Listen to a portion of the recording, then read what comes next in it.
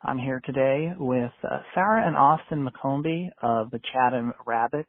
The new album is The Yoke is Easy, The Burden is Full, and they're going on tour, which is just an absolutely incredible thing in this time.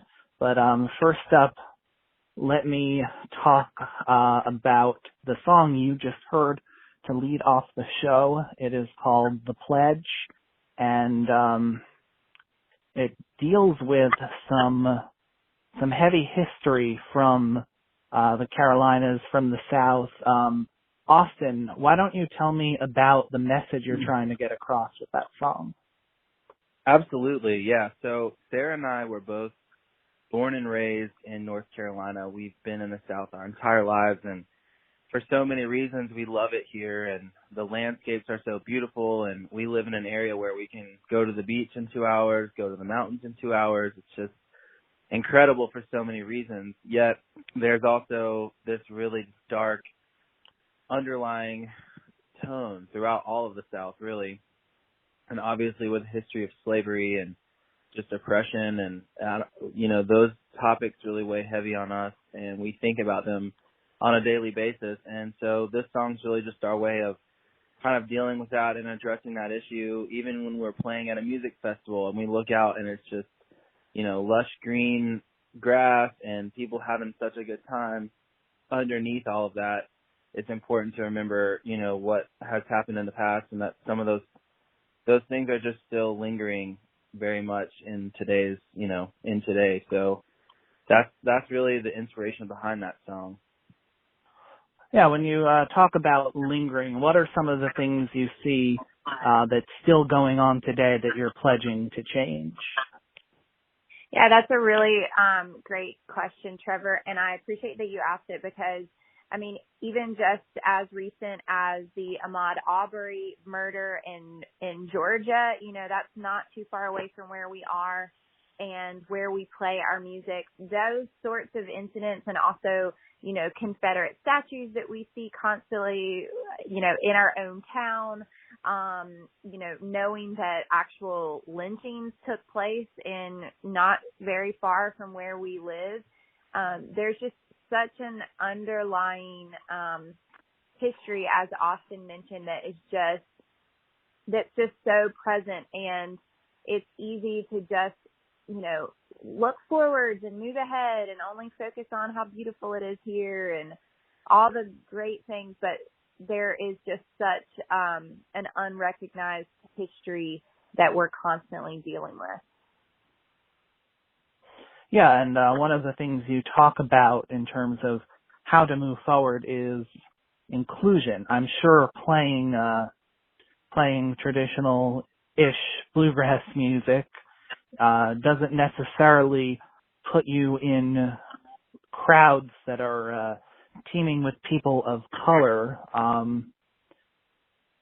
One of the things you talked about is being in a room with only other white people and needing to maybe open that up to the parlor, so to speak, and get more people involved in white circles.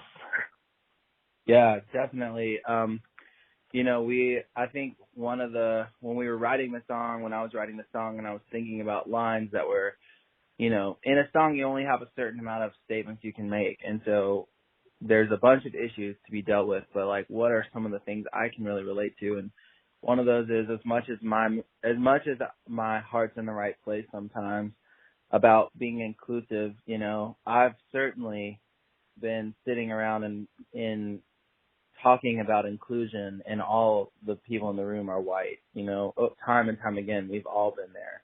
And it's we can talk the talk, but sometimes, or there does come a point when you have to start walking the walk. And being a traditional bluegrassy kind of folk band, we do find ourselves in a lot of situations where there's not a lot of people of color, or, there's not a lot of diversity.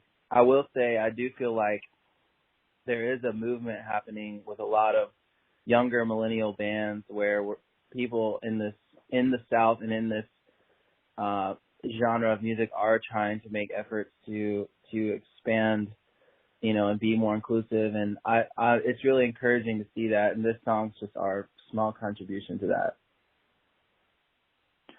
Absolutely. The folk music scene, the bluegrass scene, while very representative of Southern culture, definitely has a more progressive tilt than some of the more mainstream elements of Southern culture. And I am all there for it. I am a Long Island boy my whole life.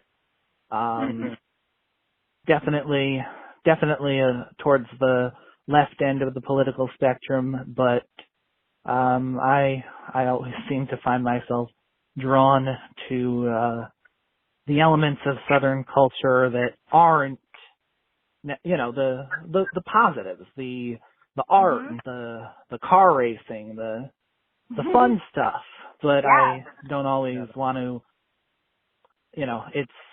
it's tricky to look at some of those things and recognize what the history of it and what some of the most ardent fans of it seem to be thinking. And, you wonder, why am I involved in, but yeah, that's absolutely, that's very true and something that we think about all the time. And, in just speaking about inclusion, like we want everybody from all backgrounds, all political beliefs, and, we want people to really be able to come together over our music. And maybe our music is a gateway or like a sample to some people to get them into other bands that they might not have ever really listened to, but because we kind of represent or encourage that, we can kind of guide them towards that. And yeah, I mean, everything that you're talking about is just some things that we think about all the time, and how we can use our platform to just be encouraging, positive, and open-minded. Speaking of platforms, speaking of, bringing your music to people, you guys are incredibly enough going on tour now? Yes, we are. Yeah, so obviously, like everybody else, we everything was canceled for us because of the pandemic, and we actually were scheduled to release our second full-length album on May 1st, which we did, in fact, do. So it's out there in the world on Spotify, iTunes, and the pledge is on that album. A lot of the songs we're going to be talking about and I'm sure hearing are all on that album. And with that, with the release, we had a big tour plan, our biggest tour yet, full of music festivals this summer and big venues, and everything got canceled, and we kind of took a minute to just sit in that and think, okay, what in the heck are we going to do now? And we started taking to the live streams and doing a lot of the things that everyone else immediately started doing because that was the most accessible thing to do.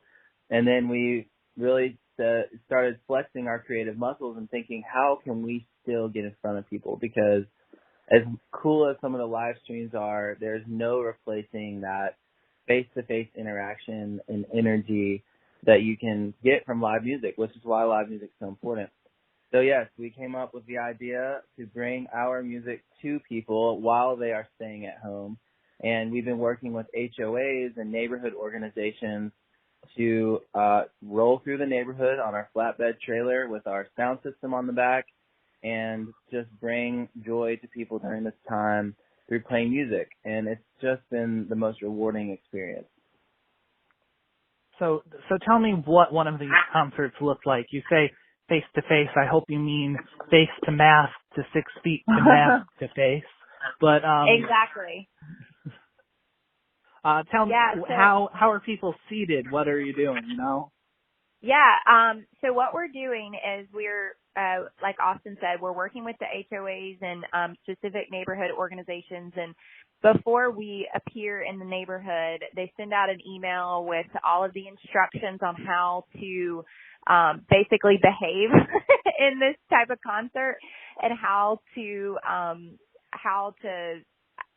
act during this sort of thing. And we instruct people to stay on their porches, in their driveways, 6 feet, wear masks. Like, we're very explicit about all of that. And then we drive through the neighborhoods, and we are on our own trailer that is very safe and separate to allow us to be able to perform without worrying about contracting anything.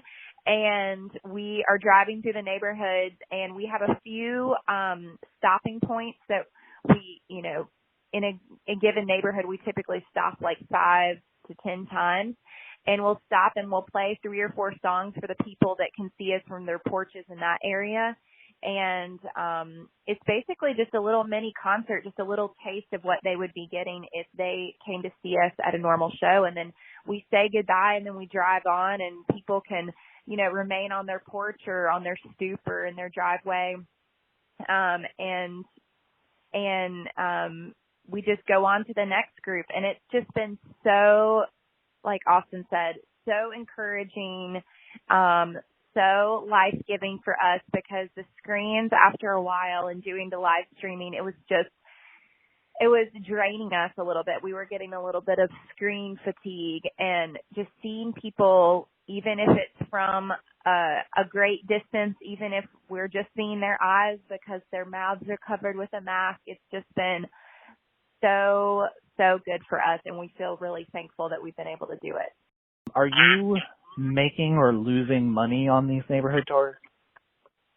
That's a great question. We are not making the kind of money we're not replacing the money that we would have made had we been on tour, but it's definitely helping us survive. The way we structure it, we have our van has decals on it that, say Chatham Rabbits, Stay at Home Tour, and then we have our Venmo and PayPal so that we can receive funds from electronically from a socially distant, safe way. And people are coming to the table, but of course it's not on the scale of playing a 1,100 person venue. But I am so thankful that people are contributing and helping us stay afloat during this time. It's been a complete blessing, because both of us were very stressed about completely losing our income, and this has kept us going.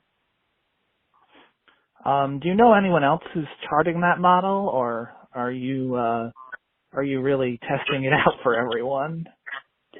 We actually don't know anyone else that's doing this the same way. We've heard of people doing, like yard concerts, or I guess very, very small house concerts on porches and stuff, but we have not seen anything that is as safe or socially distanced, and also like reaching as many people. And I think the missing link here is that our van that we pull the trailer on is outfitted with solar panels, and so we're able to power our whole sound system using the solar panels, and that has really been a blessing. What's good about that with the sound system is if people are 20 feet away on their porches or down the street and they can't see us yet, we can have our full sound system loud enough where the neighborhood can at least hear. And I think if you don't have that, it makes it really difficult.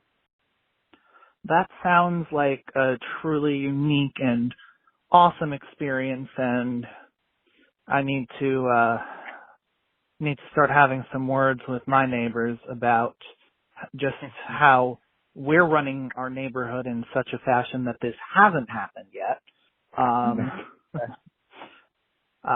We're gonna take a break.